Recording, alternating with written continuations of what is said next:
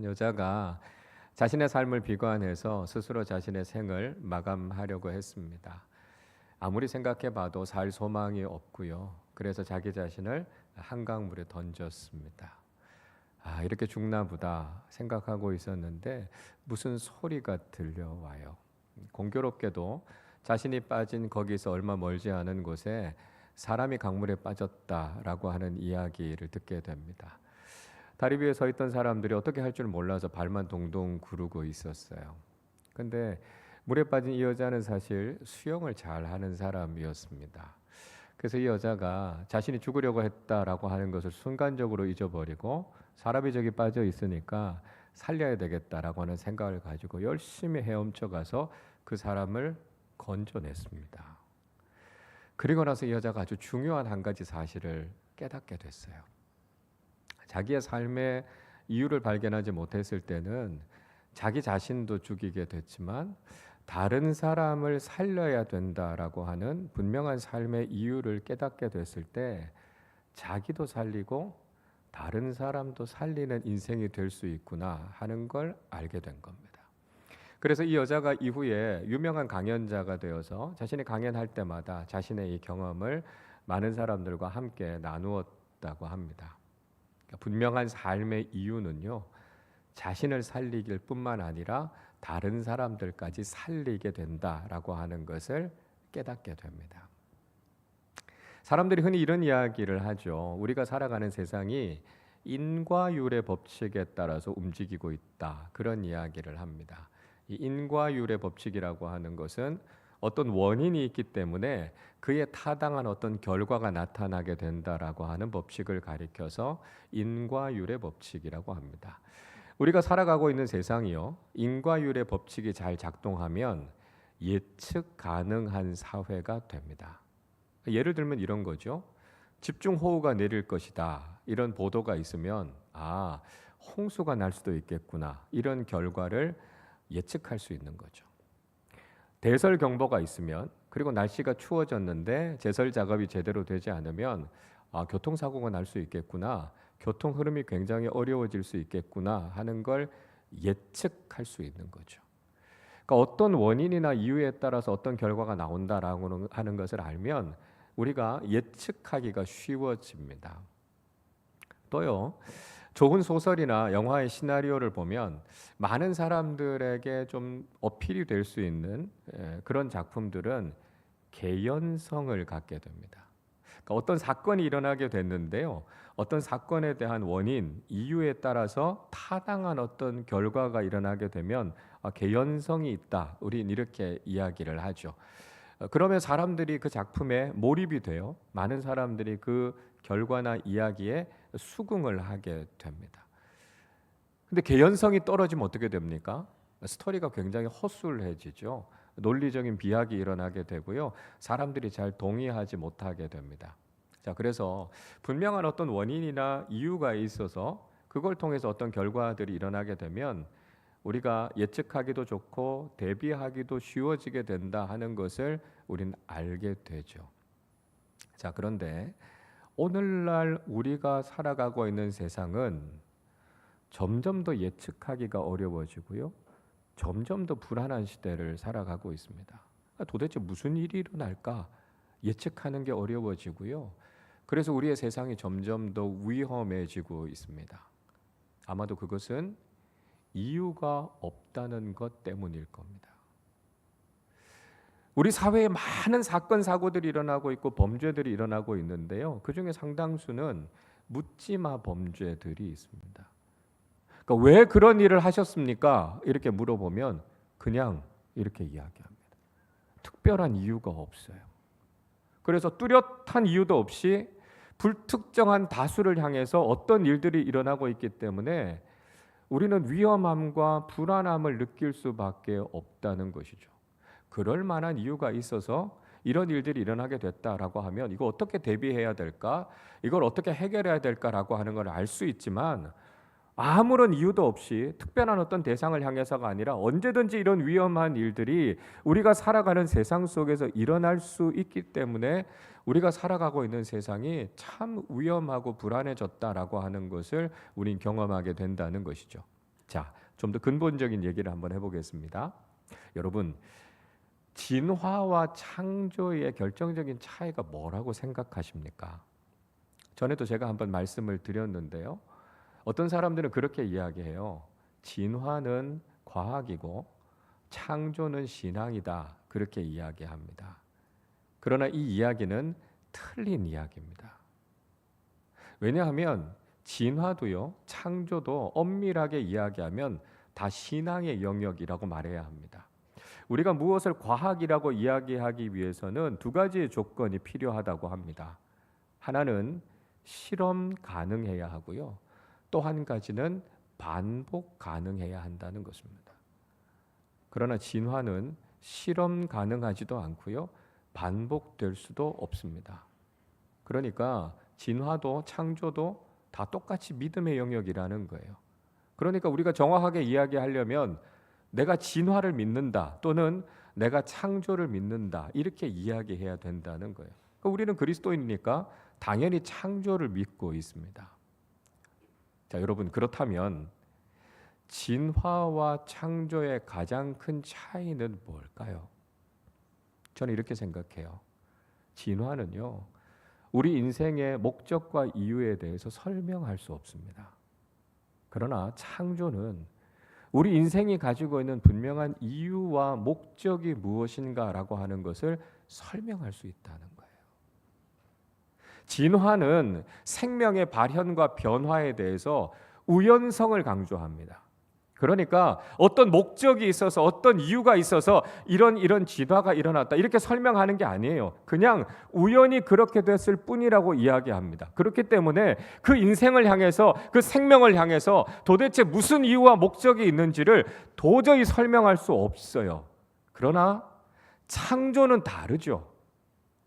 하나님께서 우리 인생을 창조하시면서 특별한 목적과 계획을 가지고 우리를 만드셨습니다. 그래서 모든 사람은요, 모든 인생은요, 이 땅을 살아야 할 이유가 있는 거예요. 그게 무엇입니까? 하나님의 영광을 위해서요. 하나님의 부르심의 목적을 따라 살아가도록 하나님께서 우리를 창조하신 거죠. 그래서 우리 모두는 이 땅을 살아야 할 분명한 이유가 있다는 거예요. 그래서 우리가 올바른 창조 신앙을 가지면 우리 모두가 이 땅을 살아가야 할 이유와 목적을 분명히 깨닫고 살아가게 된다는 것입니다. 이 빌립보서를 기록한 사도 바울은요, 누구보다도 삶의 목적과 이유에 대해서 분명하게 알고 있는 사람이었습니다. 그런데 바울은 사역을 하면서 수없이 많은 대적자들로부터 많은 공격을 받았습니다. 바울의 사도권에 대해서 인정하지 않는 사람들이 많았고요. 심지어는 바울을 죽이지 않으면 먹지도 마시지도 않겠다 이렇게 결심했던 결사대가 40명이 넘었다고 합니다. 여러분 한번 생각해 보십시오. 누군가가 작심하고 나를 미워하고 괴롭히는 사람이 한 사람이라도 있으면 우리 인생이 얼마나 피곤하고 힘듭니까? 근데 바울은요, 수십 명의 사람들이 자신을 죽이기 위해서 그렇게 다짐하고 살아가고 있었기 때문에 바울의 인생이 얼마나 피곤하고 힘들었을까 우리는 충분히 짐작할 수 있습니다. 특별히 바울이 하는 말에 대해서 꼬투리를 잡고 공격하는 사람들이 많았습니다. 오늘 21절을 보십시오. 이렇게 이야기하죠. 이는 내게 사는 것이 그리스도니 죽는 것도 유익함이라 이야기합니다. 바울은 자신 안에 부활하신 주님께서 살아계시기 때문에 내가 죽는 것도 유익하다 이렇게 이야기하고 있습니다. 여러분 이거 얼마나 귀한 고백입니까? 근데 대적자들이요 이 말을 가지고 이렇게 비판합니다. 아니 그렇게 죽는 게 좋으면 빨리 죽어라. 왜 이렇게 세상에 오래 살아있냐? 이렇게 공격하는 겁니다. 자, 이렇게 말하는 대적자들을 향해서 바울은 대답할 필요를 느낀 거예요. 그래서 바울이 왜 이 세상을 살아가고 있는가라고 하는 것을 분명히 이야기해 주고 있습니다. 22절을 보십시오. 그러나 만일 육신으로 사는 이것이 내 일의 열매일진데 무엇을 택해야 하는지 나는 알지 못하노라 말씀합니다. 바울은요, 자신이 지금 육신을 입고 이 땅을 살아가고 있는 것이 자신의 삶의 열매다 이렇게 이야기합니다. 생사를 자신이 함부로 선택할 수 있는 게 아니다 그렇게 이야기하고 있어요. 그러니까 소극적으로 이야기하면 이런 뜻입니다. 아니 나는 죽어서 하나님 나라 가고 싶은데 하나님께서 아직 안 죽게 하시는 걸 어떡하냐. 하나님은 그냥 이 땅에 살아가게 하시니까 나는 살아간다 이 뜻이에요. 그 생명의 주권은 하나님께 있는 거 아닙니까? 내 생명을 내가 함부로 할 수 없잖아요. 하나님께서 이 땅을 살아가게 하시니까 난 살아간다 이렇게 이야기하는 거예요. 근데 보다 더 적극적인 의미는요, 바울은 분명히 이 세상을 살아야 할 이유가 있다는 것을 이야기합니다. 그것이 바로 내 삶의 열매이고요. 그래서 나는 내 삶을 충실하게 살아가야 한다라고 하는 것을 이야기하고 있습니다. 자, 더 나아가서 바울은요, 자신의 삶의 무게 중심이 어디에 있는가 하는 걸 이야기하고 있습니다. 23절 말씀 같이 읽어보겠습니다. 내가 그 둘 사이에 끼었으니 차라리 세상을 떠나서 그리스도와 함께 있는 것이 훨씬 더 좋은 일이라 그렇게 하고 싶으나. 바울은 우리 그리스도인이 가지고 있는 정체성이 무엇인가 하는 걸 설명해 주고 있습니다. 그리스도인은요, 천국과 세상 사이에 끼인 존재라는 것입니다. 그러니까 다시 말씀드리면 우리는 원래의 소속이 하나님 나라 시민이에요. 그런데 우리가 육신을 입고 이 땅에서 대한민국 국민으로 살아가고 있다는 것이죠. 그래서 우리의 이중적인 신분에 대해서 잘 이해하는 것이 필요하다는 것입니다. 문제는요, 우리가 이런 이중적인 신분을 가지고 있기 때문에 믿음을 가지고 이 땅을 살아가는 것이 우리에게 굉장히 힘들고 고난이 있을 수 있다는 거예요. 여러분 한번 생각해 보십시오. 어떤 세대가 살아가기가 가장 힘들까요? 9세대입니까? 신세대입니까? 부모 세대가 힘듭니까? 아니면 자녀 세대가 힘듭니까? 둘 다 답이 아니에요. 정답은요, 끼인 세대가 힘든 거예요. 이쪽도 저쪽도 아니고 이 편도 저 편도 아니니까요, 양쪽에서 다 공격을 받고 오해를 받을 수 있다는 거예요.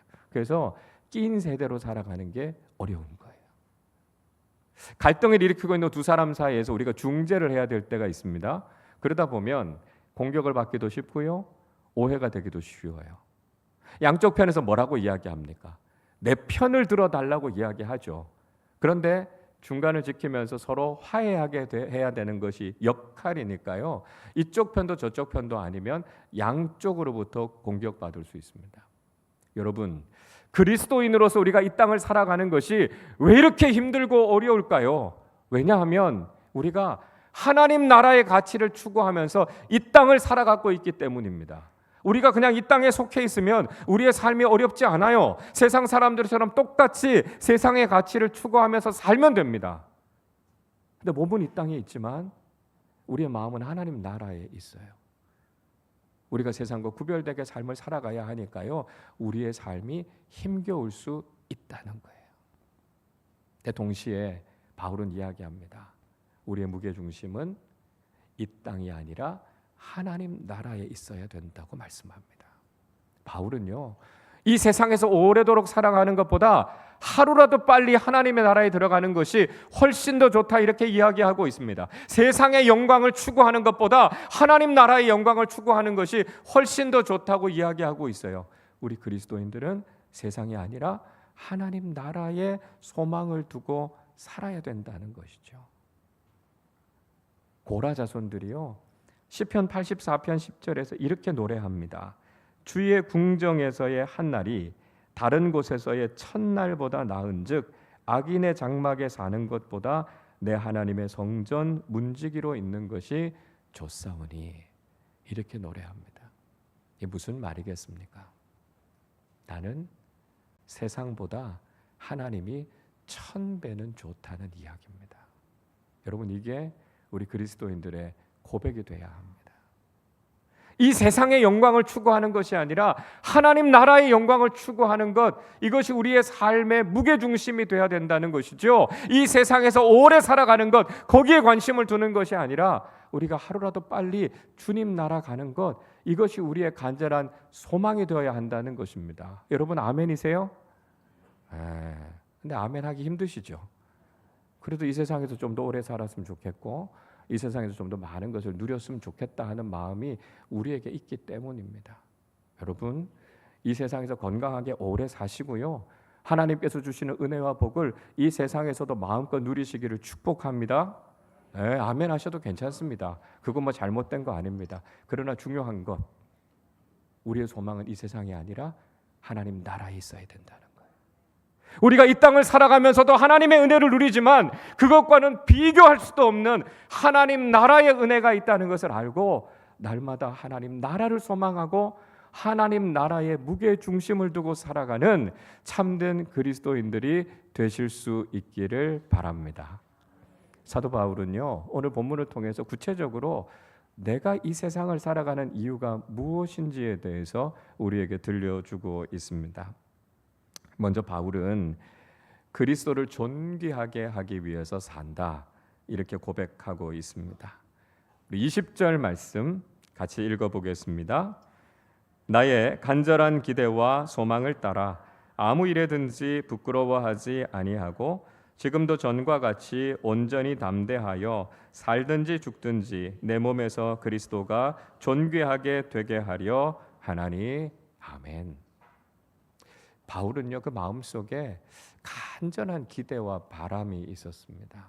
그것은 자신이 살든지 죽든지 자신의 몸에서, 자신의 삶을 통해서 그리스도가 존귀하게 되기를 원한다, 그렇게 이야기하고 있습니다. 자, 바울의 이런 모습은 세상을 살아가는 다른 사람들의 모습과는 사뭇 다르죠. 세상 사람들은 자신의 생사가 가장 중요한 관심사입니다. 내가 잘 돼야 되고요, 내가 이 세상에서 성공하는 것, 그게 내 인생의 가장 큰 문제입니다. 근데 때로는요, 그리스도인들도 그렇게 살아갈 때가 있어요. 내가 성공해야 되고, 내가 높아져야 하고, 내가 인정받는 것, 그것이 내 삶의 이유와 목적이 될 때가 있습니다. 하나님의 영광은 아랑곳 없고요, 어떻게 하면 내가 더 잘 살 수 있을까, 그게 내 삶의 목적과 이유가 되는 경우들이 있다는 거죠. 자, 이런 모습은요, 실패한 사울 왕의 모습과 참 비슷합니다. 사울 왕이 하나님께 드리는 제사를 멸시했을 때 사무엘로부터 책망을 받게 되죠. 그때 사울 왕이 무슨 이야기를 합니까? 하나님 앞에서 자신의 죄를 회개하고 하나님의 영광을 가린 자기 자신에 대해서 용서해 달라고 그렇게 기도했어야 하지 않습니까? 근데 사무엘상 15장 30절에서 사울은 이렇게 이야기합니다. 사울이 이르되 내가 범죄하였을지라도 이제 청하옵나니 내 백성의 장로들 앞과 이스라엘 앞에서 나를 높이사 나와 함께 돌아가서 내가 당신의 하나님 여호와께 경배하게 하소서 하더라. 사울은요, 하나님 앞에서 자신이 죄를 지었다는 것, 하나님의 영광을 가리었다는 것에 대해서 가책을 느끼지 않았어요. 그저 자기 체면이 중요했어요. 자기 자신을 많은 사람들 앞에서도 높이고 인정받고 싶어하는 그 욕망이 가득했던 걸 볼 수 있습니다. 여러분, 오늘 그리스도인으로 살아가는 우리의 모습은 어떻습니까? 우리는 정말 하나님의 영광을 구하는 것이 우리 인생의 이유와 목적이 되고 있습니까? 나의 만족과 나의 유익과 나의 성공을 추구하면서 살아가는 것이 오늘날 우리의 모습은 아닙니까? 바울처럼 우리의 생사 여부와 상관없이 나를 통해서 그리스도가 존귀하게 되는 것, 그것이 내 삶의 이유입니다, 고백하며 살아가는 사람들이 되어야 한다는 것입니다. 여러분, 그러면 바울이 왜 이렇게 그리스도를 존귀하게 하는 삶을 살고 싶었을까요? 그 이유는 분명해요. 바울이 그리스도를 통해서 가장 존귀한 하나님의 자녀가 되었기 때문입니다. 바울은 복음을 알기 전에 하나님을 대적하는 사람이었고요. 예수 그리스도를 핍박하는 사람이었습니다. 유대교의 입장에서 볼 때는 인정받을 만한 삶이었을지 모르지만 하나님 나라의 관점, 영원의 관점에서 볼 때는 철저하게 버림받은 사람이었습니다. 그런데 부활하신 주님께서 그 바울을 외면하지 않으시고 그를 찾아오셨죠. 그리고 그의 인생을 바꾸어 주셔서 하나님 나라 백성으로 가장 존귀한 하나님의 자녀로 삼아 주신 거예요. 그 은혜를 기억하니까 바울이 이제 일생을 살아가는 동안 그리스도를 존귀하게 살아가야 하는 것은 당연한 것이다 고백하게 되는 것이죠. 여러분, 우리도 마찬가지 아닙니까? 우리도 영원한 저주와 사망 가운데 빠져서 버려질 수밖에 없는 인생이었는데 예수 그리스도의 십자가의 복음을 통해서 우리는 영원한 생명을 얻었습니다. 하나님 나라의 소망을 갖게 됐고요. 구원의 은총을 받았다는 것을 우리가 깨닫게 된다면 우리의 남아있는 생은 오직 그리스도를 존귀하게 하기 위해서 살아가는 것이 마땅한 것 아니겠습니까? 생각해 보십시오. 죽을 위기에 있는 우리를 누군가 살려주었다면 그 생명의 은인을 위해서 우리가 무엇이라도 해야 되겠다 마음 먹지 않습니까? 하물며 우리에게 영원한 생명을 주신 예수 그리스도의 복음을 경험했다면 이제 우리의 남아있는 삶은 오직 예수 그리스도를 존귀하게 하는 삶을 살아야 하는 것이 마땅하지 않겠습니까? 우리의 생사의 문제에 얽매여 있는 것이 아니라 오직 그리스도를 존귀하게 하는 삶, 그리스도를 높여드리는 믿음의 삶을 살아가는 우리 모두가 되실 수 있기를 바랍니다. 둘째로 바울은 공동체의 유익을 위해서 산다고 고백하고 있습니다. 24절 같이 읽겠습니다. 내가 육신으로 있는 것이 너희를 위하여 더 유익하리라. 바울이 육신을 입고 이 땅에서 살아가는 것이 빌립보 교인들에게는 더 유익하다 그렇게 이야기하고 있습니다. 25절에서는요. 바울이 빌립보 교인들과 함께 살아가는 것으로 인해서 빌립보 교인들의 믿음이 진보하고요. 그들과 함께 기쁨을 나눌 수 있을 것이다. 이렇게 이야기하고 있습니다. 그러니까 바울이 빌립보 교회의 영적인 지도자다라고 하는 것이 빌립보 교회 공동체에게는 굉장히 힘이 됐고요. 유익이 됐다는 거예요. 그래서 올바른 지도자가 공동체 가운데 함께 있음으로 인해서 공동체가 유익함을 얻게 되고 공동체가 더 풍성한 하나님의 사랑을 경험하게 된다는 것이죠. 여러분, 스포츠 팀을 봐도 마찬가지입니다. 선수들은 그대로인데요. 감독이 바뀌면 팀이 완전히 달라져요. 감독이 어떻게 그 팀을 이끌어가는가, 어떤 전략과 전술을 쓰는가, 어떻게 동기부여를 하느냐에 따라서 팀이 완전히 새로워지는 것이죠. 그래서 믿음의 사람들이 공동체의 유익을 위해서 그들이 함께함을 통해서 공동체가 더 풍성한 하나님의 은혜를 누릴 수 있도록 해야 된다는 것입니다. 여러분, 우리의 신앙은요, 개인적인 차원에서 머물러서는 안 됩니다. 우리가 함께 신앙생활함을 통해서 공동체가 어떤 유익을 경험하게 되는가, 우린 거기에 관심을 가져야 된다는 거예요. 그래서 우리가 공동체에 적극적으로 참여해야 되지요. 공동체 안에서 베풀고 나누고 섬기는 삶을 살아야 돼요. 내가 이 공동체와 함께함을 통해서 우리 교회가 얼마나 더 건강하고 성숙해질 수 있을까, 거기에 관심을 가져야 하고요. 내가 작은 교회와 여러 단체들이 함께 참여함을 통해서 우리 안에 하나님의 은혜가 어떻게 더 풍성해질 수 있을까, 거기에 관심을 가져야 된다는 거예요. 그저 자신의 편의만 구하는 것이 아니라 우리의 헌신과 우리의 믿음의 삶이 모범이 돼서 많은 사람들이 도전과 자극을 받을 수 있어야 된다는 거죠. 믿음으로 사랑과 선행을 격려하고 하나님께서 기뻐하실 수 있는 건강한 공동체를 세우는 일이 바로 우리가 이 땅을 살아가고 있는 이유라는 것을 우리는 분명히 깨달아야 한다 하는 것이죠. 자, 셋째로요. 바울은 자랑스러운 그리스도인이 되기 위해서 산다. 이렇게 고백하고 있습니다. 26절 같이 읽어보겠습니다. 내가 다시 너희와 같이 있으므로 그리스도 예수 안에서 너희 자랑이 나로 말미암아 풍성하게 하려 함이라. 빌립보 교인들은요, 바울이 영적인 지도자다라고 하는 것이 큰 자랑이었어요. 그러니까 바울만큼 논리적이고 체계적으로 복음을 변증하는 사람이 없었고요, 바울처럼 담대하게 복음의 일꾼으로 일하는 사람이 없었습니다. 바울이 가는 곳마다 아름다운 사역의 열매들이 맺어졌고요, 바울이라고 하는 지도자를 통해서 빌립보 교회는 자부심을 가졌던 거예요.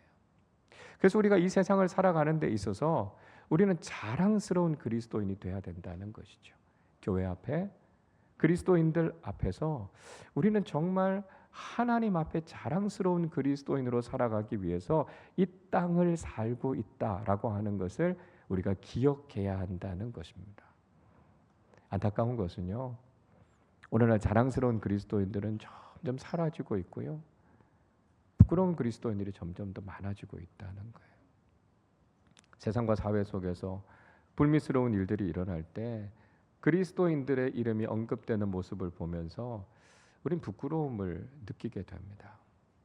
그리스도인이라면 누구보다 정직하고 올곧은 삶을 살아야 하고 세상 사람들의 수준을 뛰어넘는 아주 탁월한 인생을 살아야 하는 것이 우리 그리스도인의 모습이어야 할 텐데요, 세상의 기준에도 미치지 못하고 세상 사람들의 지탄과 비난의 대상이 되는 모습을 보면서 우린 참 창피해질 때가 많습니다.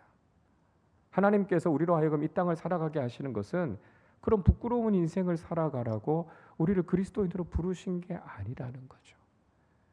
우리가 이 세상 속에서 정말 많은 사람들이 흠모할 만한, 우러러 볼 만한 자랑스러운 그리스도인, 훌륭하고 아름다운 인생을 살아서 우리의 삶의 모습을 보면서 저 사람들처럼 살기 위해서 나도 그리스도인이 돼야 되겠다, 그런 선한 영향력을 미치기 위해서 우리를 이 땅에 살게 하고 계신다는 것을 깨달아야 된다는 거예요. 우리가 이 땅을 살아가는 이유, 자랑스러운 그리스도인이 되기 위해서 우리를 불러주셨다는 것을 깨닫고 하나님 앞에서 세상 속에서 자랑스러운 그리스도인으로 살아가는 우리 모두가 되실 수 있기를 바랍니다. 여러분, 우리는 이 땅을 살아가는 분명한 이유를 가지고 살아야 합니다. 여러분, 이 땅을 왜 살고 계십니까? 여러분은 그리스도인으로서 이 땅을 살아가는 분명한 이유를 가지고 계십니까? 그 이유가 없으면요, 우린 그리스도인답게 살지 못하고요, 고난과 어려움 앞에서 쉽게 좌절하게 됩니다. 우리 신앙의 목적도 왜곡되고요, 우리는 결국 믿음을 잃게 됩니다. 오늘 바울이 우리에게 들려주고 있는 우리가 이 세상을 살아가는 이유가 무엇인지를 분명히 깨달으실 수 있기를 바랍니다. 우리는 천국과 세상 사이에 끼어 있는 존재로 이 땅을 살아가고 있지만 우리의 삶의 무게중심이 하나님 나라에 있음을 고백하면서 하나님 나라의 영광을 구하는 사람들이 되시기를 바랍니다. 내가 이 땅을 사는 이유, 오직 그리스도를 존귀하게 하기 위해서, 내가 속한 공동체의 유익을 위해서 자랑스러운 그리스도인으로 살아가기 위해 우리는 오늘도 이 땅을 믿음으로 살아갑니다. 내게 주신 삶의 분명한 이유를 깨닫고 하나님 나라와 주님의 영광을 위해 살아가는 믿음의 사람들이 되셔서 하나님을 기쁘시게 하는 참 귀하고 아름다운 믿음의 사람들로 살아가시기를 주님의 이름으로 축원합니다. 우리 시간에 그 찬양할 텐데요, 그가 오신 이유라고 하는 찬양입니다. 주님께서 이 땅에 오신 분명한 이유를 가지고 계셨던 것처럼 우리도 그 분명한 이유 가지고 살아가는 사람들 되게 하여 주시옵소서. 우리 함께 찬양하도록 하겠습니다. 이 세상 가장 아름다운, 이 세상 가장 아름다운 순종의 눈물, 온 세상 다시 빛나게 한 생명의 눈물, 그가 이 땅에 오신 이유, 그가 이 땅에 오신 이유,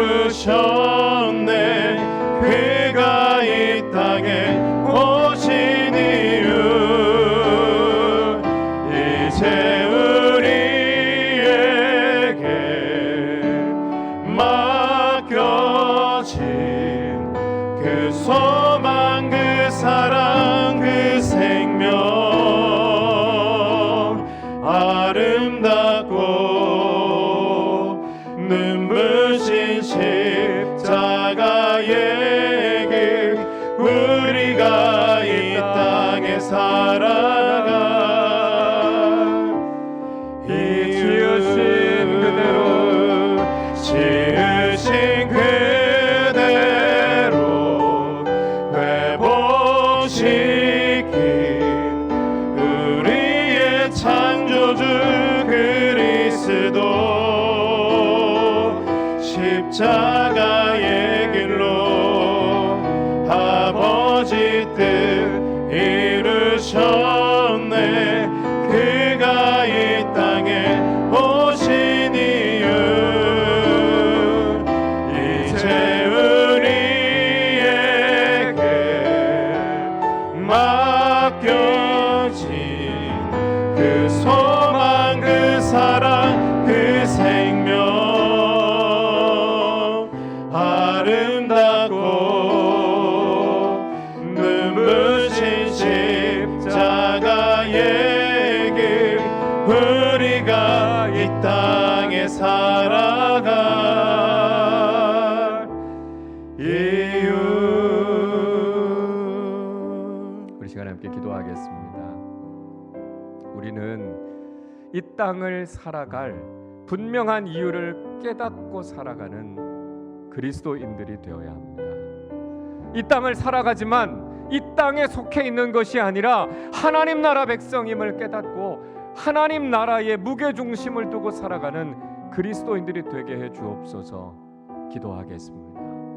그리스도를 존귀하게 공동체에 유익을 끼치며 자랑스러운 그리스도인으로 이 땅을 살아야 하는 우리의 삶의 이유를 분명히 깨달아 알게 하여 주셔서 하나님의 영광과 하나님 나라를 위해서 충성하며 이 길을 걸어가는 믿음의 사람들이 되게 하여 주옵소서. 우리 함께 합심으로 기도하도록 하겠습니다.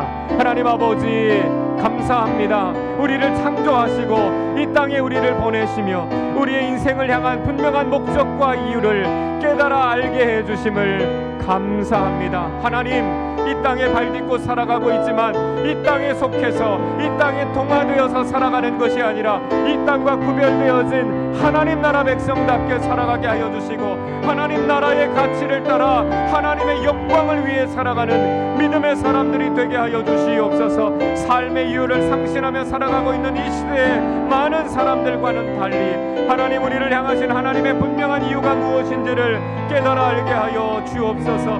내 자신이 높아지기보다는 그리스도를 존귀하게 하는 삶을 살아가게 하시고 나 한 사람의 기쁨이 아니라 공동체의 유익을 구하는 사람들이 되게 하여 주시옵소서. 하나님 이 땅을 살아가는 동안 하나님과 세상 앞에서 자랑스러운 그리스도인들로 살게 하여 주셔서 하나님의 영광을 드러내게 하여 주시고 하나님 이 땅에서도 하나님 나라를 이 땅에 일구어가는 하나님 나라의 일꾼들이 되게 하여 주셔서 하나님의 영광을 위해 하나님의 기쁨이 되는 믿음의 사람들과 공동체로 살아가는 우리 모두의 삶이 되게 하여 주시옵소서. 부르심을 따라 그 이유에 충실하게 살아가는 하나님의 사람들, 하나님의 자녀들 되게 하여 주옵소서. 하나님 아버지, 우리를 구원하여 주시고 존귀한 하나님 나라의 백성으로 하나님의 자녀로 살아가게 하심을 감사드립니다. 이 세상 많은 사람들이 삶의 이유를 상실하고 살아가는 이 시대 속에서 우리는 그리스도인으로서 이 세상을 살아야 할 분명한 이유가 무엇인지를 깨달아 아는 사람들이 되게 하여 주옵소서. 이 세상에 발딛고 살아가고 있지만 세상과 동화되어 살아가는 것이 아니라 세상과 구별되어 하나님 나라의 무게중심을 두고 살아가는 참된 그리스도인들 되게 하여 주시옵소서. 나의 영광이 아니라 하나님의 영광과 그리스도를 존귀하게 하기 위해 살아가는 사람들 되게 하시고 나 한 사람의 기쁨을 추구하는 것이 아니라 공동체의 유익이 되고 덕이 되는 믿음의 사람들로 살게 하여 주옵소서. 일생을 살아가는 동안 하나님 앞에서 이 세상 속에서 자랑스러운 그리스도인들로 살아서 하나님의 영광을 구하며 하나님 나라를 일구어가는 사명자로 살아가는 우리 모두 되게 하여 주옵소서. 감사드리며 우리 주님 예수 그리스도의 이름으로 기도하옵나이다. 아멘.